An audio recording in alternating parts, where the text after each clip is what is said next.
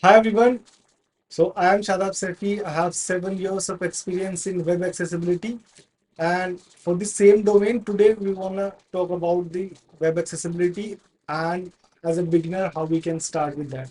So I have Mr. Irfan with me. Hi Irfan, how are you? Yeah, I'm good, Shadab. How are you? I'm doing great.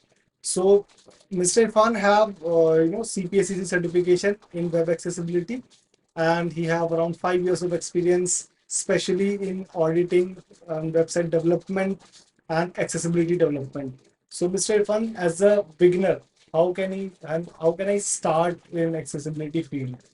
You can learn for the accessibility from the documentation which is provided by the w3c.org.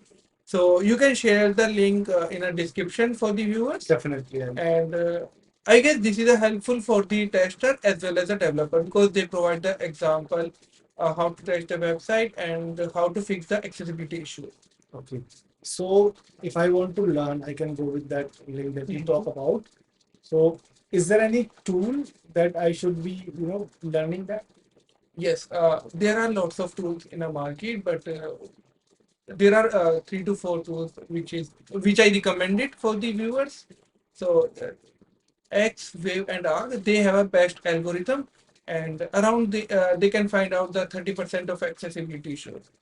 For the rest of them, we have to do manual testing. Okay, so you are telling that there are automation tools Yes. that we can use, and along with that we have to do manual testing. Yes, yes. So in manual testing, what we need to do? You have to use a screen reader, which is used for the blind user. How they can read because the screen reader is allowed the description or the web page content for the user. So there are JAWS and media for the window and voiceover for the Mac. And if I'm talking about the mobile, the voiceover for the iPhone, and we have a inbuilt software talkback in Android. Okay, so that's great. I also have also I saw that. So like, is there any rules and guidelines we have? So are those guidelines in that particular documentation that? Yes, shut up. Definitely, we have a WCAG guidelines. And WCAG stands for Web Content Accessibility Guideline, and WCAG is provide a set of rules to help us to make our website accessible, and they provide the techniques and the strategies to find out the accessibility issues. Okay. So as a beginner, I would be learning that.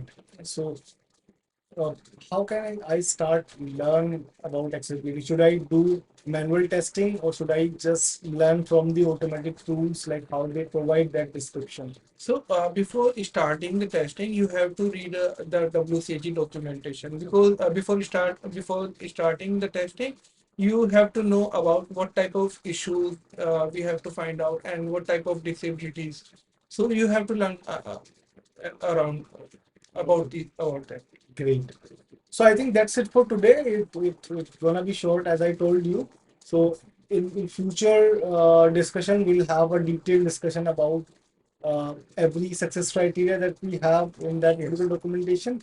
So thank you so much, everyone. I think it would be great start if you just start learning about accessibility and have a look at documentation. I'll add that in the description and start learning. Thank you so much, and thank you, Irfan. Thank you so much for your time. Thank you, everyone, and thank Bye you, bye. Shadab. Do subscribe and definitely share this video so that we can make everyone aware about accessibility and Definitely. do a good job. Thank you so much. Thank you.